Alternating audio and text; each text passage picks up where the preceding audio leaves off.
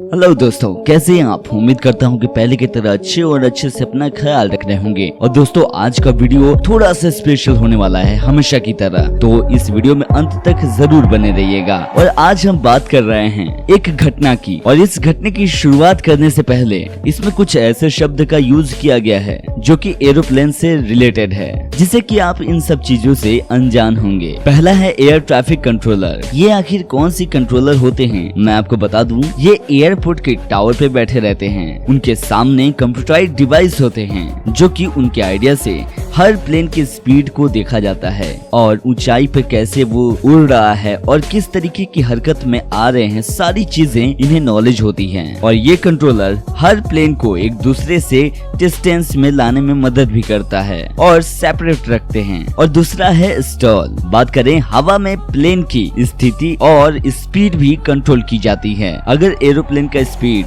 उस limit speed से नीचे आ जाए या फिर ज्यादा ऊपर चला जाए तो एरोप्लेन को लिफ्ट मिलना बंद हो जाएगा और एरोप्लेन नीचे की तरफ गिरने लगेगा। मान लीजिए मिनिमम स्पीड है 140 नॉट्स। मैं आपको बता दूं, प्लेन की स्पीड नॉट्स में ही मेजर की जाती है। अगर एरोप्लेन जो है 140 के स्पीड यानी कि 140 नॉट्स की स्पीड से 139 या 138 नॉट्स हुआ तो प्लेन को लिफ्ट मिलना बंद हो जाएगा और प्लेन जो है नीचे की तरफ गिरने लगेगा। और अगर वक्त पे प्लेन को नहीं संभाला गया तो प्लेन क्रैश हो जाएगा। तो दोस्तों, आगे की तरफ बढ़ रहे हैं, और अगर आप हमारे इस चैनल पर नए हैं तो इस चैनल को सब्सक्राइब कर लीजिएगा। जस्ट फॉर फैक्ट, 17 जुलाई साल 2000 6:51 पे एक एयरलाइंस की फ्लाइट 1412 जो कि कोलकाता के नेताजी सुभाष चंद्र इंटरनेशनल एयरपोर्ट से उड़ान भरता है। उस दिन उस फ्लाइट की 3 स्टॉपेज थी। पहला पटना, दूसरा लखनऊ और आखिरी स्टॉपेज थी दिल्ली के इंदिरा गांधी इंटरनेशनल एयरपोर्ट पे। उड़ान के 26 मिनट बाद यानी 7:17 पे पटना के एयर ट्रैफिक कंट्रोलर से बात करके डिस्टेंस पूछा गया, यानी कि नीचे आने का पूछा गया और परमिशन मांगता है। तब पटना के एयर ट्रैफिक कंट्रोलर फ्लाइट के पायलट से बात करता है कि नीचे आने से पहले कोलकाता के एयर ट्रैफिक कंट्रोलर से बात कर लें और पूछो कि वहाँ के एयर ट्रैफिक कैसा है। कुछ देर बाद फ्लाइट के पायलट ने पटना के एयर ट्रैफिक कंट्रोलर से बात करके निगेटिव ट्रैफिक यानी कि ट्रैफिक न होने का रिपोर्ट करता है। उसके बाद फ्लाइट 7142 को पटना के एयर ट्रैफिक कंट्रोलर द्वारा 7500 फीट पे आने का परमिशन मिल जाता है। और पायलट को साथ ही साथ ये भी कहा जाता है, जब आप एयरपोर्ट से 25 नॉटिकल मील दूर हो आप मुझे रिपोर्ट करो। ठीक 7:26 पे 25 नॉटिकल मील दूर होने पर फ्लाइट के पायलट एयर ट्रैफिक के कंट्रोलर से बात किया और फिर से उसे 4000 फीट पे रखने को कहा जाता है। और फिर 3 मिनट बाद यानी कि 7:21 पे 4000 से 1700 फीट पे आने को कहा जाता है और पटना के लोकनायक जयप्रकाश एयरपोर्ट पे रनवे 25 पे लैंडिंग का परमिशन मिल जाता है। जब फ्लाइट लैंडिंग करने के लिए एयरपोर्ट की तरफ रुख कर रहा था उस वक्त प्लेन की ऊंचाई नॉर्मल लैंडिंग से बहुत ही ज्यादा ऊंचाई थी, इसलिए पायलट ने 360 ऑर्बिट एयर ट्रैफिक कंट्रोलर से परमिशन मांगा। हवा में ही एक चक्कर लगाकर थोड़ा नीचे आने का डिसीजन लिया ताकि लैंडिंग करते वक्त प्लेन की स्पीड न बढ़े, वरना ज्यादा ऊंचाई हो जाने के कारण प्लेन की स्पीड लैंडिंग करते वक्त ज्यादा बढ़ जाएगी और एरोप्लेन जो है वो रनवे पे लैंड नहीं कर पाएगा। और अब फ्लाइट के पायलट प्लेन को नीचे लाने के लिए बाएं की तरफ मुड़ना शुरू कर दिया और जैसे ही प्लेन बाएं की तरफ झुकना शुरू किया एयरक्राफ्ट इंस्टॉल हो जाता है। जब तक पायलट कुछ समझ पाता एयरलाइंस फ्लाइट 7412 गवर्नमेंट फ्लाइट की तरफ जाकर क्रैश हो जाता है, जो कि अनिशाबाद गर्दनीबाग स्कूल के पीछे है। और प्लेन की टक्कर जमीन से इतने ज्यादा खतरनाक तरीके से होती है, प्लेन 4 टुकड़ों में बट जाते हैं और वो भी मलबे में तब्दील हो जाता है बहुत ही जल्द। प्लेन के क्रैश हो जाने के बाद शुरू में ही मलबे से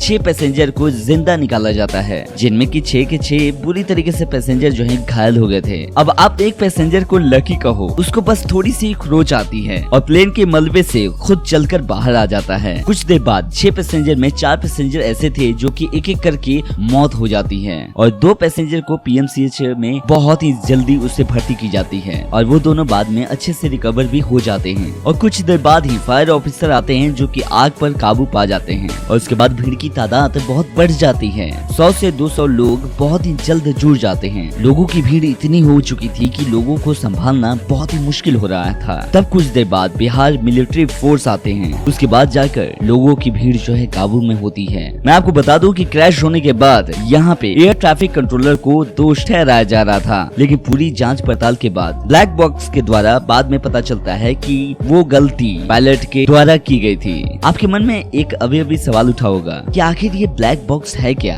मैं आपको बता दूं, ब्लैक बॉक्स जो है वो एक रिकॉर्डर होता है जो कि टेकअप से लेकर लैंडिंग तक फ्लाइट की सारी इंफॉर्मेशन रिकॉर्ड करती है। बेसिकली रूप से आखिर कोई भी प्लेन कैसे क्रैश हुआ इसी से पता लग पाता है। इसमें 2 रिकॉर्डर लगे होते हैं। पहला है CBR जो कि वॉइस रिकॉर्डर के नाम से जाना जाता है, जो कि पायलट और उनकी आजू बाजू मशीन की साउंड जो है वो रिकॉर्ड करती है। दूसरा है FDR जो कि फ्लाइट डाटा रिकॉर्डर के नाम से जाना जाता है, जो कि एरोप्लेन की स्पीड और डायरेक्शन, बहुत सारी एक्टिविटीज जो होती हैं वो रिकॉर्ड करता है। ब्लैक बॉक्स का बाहरी परत ठोस और बहुत ही मजबूत होता है और वो इतना मजबूत होता है कि प्लेन के क्रैश हो जाने के बाद भी उसके अंदर का रिकॉर्डिंग टेप खराब बिल्कुल नहीं होता है और एरोप्लेन के सबसे पिछले हिस्से में लगाया जाता है। मैं आपको बता दूं कि उस दिन प्लेन में कुल 53 लोग सवार थे। कुल 53 लोगों में से 51 लोगों की मौत बहुत ही पहले ही हो जाती है और 2 की जान बच जाती है। कुल मिलाकर उस दिन 56 लोगों की जान चली जाती है। दोस्तों मैं आपको बता दूं कि एक पायलट की गलती से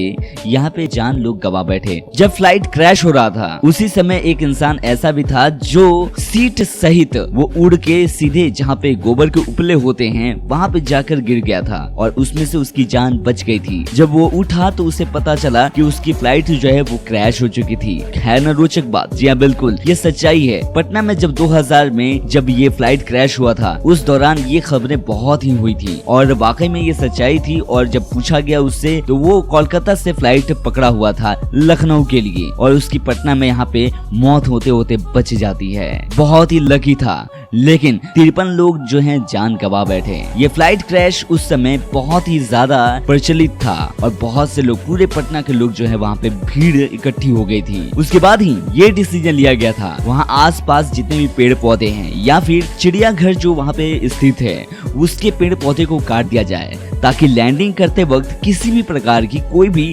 दिक्कत का सामना न करना पड़े। ये थोड़ी सी फैक्ट थी जो मैंने आपको बता दिया। बहरहाल जस्ट फॉर फैक्ट पे ऐसे ही कुछ रोचक वीडियो मैं आपके लिए लाता रहूंगा। सो आप इस चैनल पे नए हैं तो इस चैनल को सब्सक्राइब कर लीजिए, लाइक कीजिए, शेयर कीजिए अपने दोस्तों के साथ। मिलते हैं कुछ नए वीडियो के साथ, तब तक अपना ख्याल रखिए। Bye bye, take care.